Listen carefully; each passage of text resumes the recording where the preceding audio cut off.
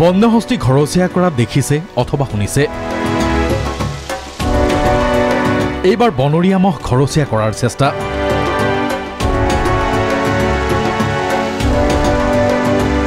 গুৱাহাটীৰ সমীপৰ পানীখাইটিত ধৰিলে গুণা মহ।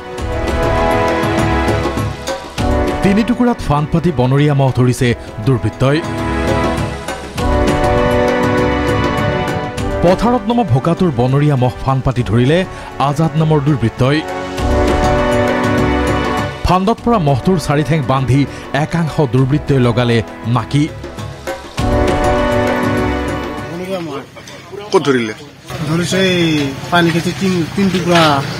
কোনে ফান পাতিছিল? আজাদ মৰা দুটা আছে। আজাদ ফৰেষ্টাৰে আমাক সেইটো জনা মতন আমি জানো যে ফৰেষ্টাৰে গম পাইছে বুলি জানো। এইখিনি মই ক্লিয়াৰ নাজানো। গৈছিলোঁ 14জন মানুহ গৈছিলোঁ। 14জন মানুহ যাই পেলাই মহটো ৰচি ঢেলি কৰি ধৰি পেলাই তাক নাক চাক পিন্ধাই তাৰ পৰা লৈ আহিছোঁ। আৰু 5 দিনে অতি গোপনে বান্ধি ৰাখিলে এই স্থানত।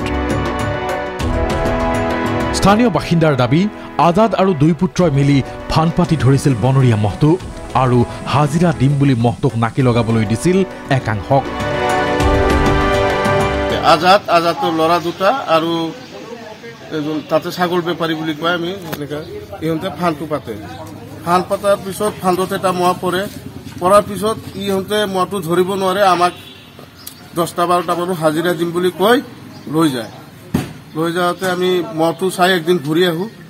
3 নম্বৰ দিনা যায়, মহটো খং বেছি আছিল। 3 নম্বৰ দিন যায়, ৰছী দি মহটো ধৰি তাক দি আহোঁ আৰু নাক বিন্দাই দিয়া হয়।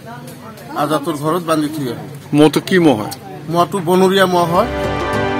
বনৰীয়া মহ ফান পাতি ধৰি নাকি লগাই এৰাল দি থোৱাৰ কথা একাংশই জনাইছিল বন বিভাগক। মহটো বিক্ৰীৰ বাবে আজাদ আৰু 2 পুত্ৰই যোজা কৰোঁতেই পোহৰলৈ আহিল ভয়ংকৰ তথ্য।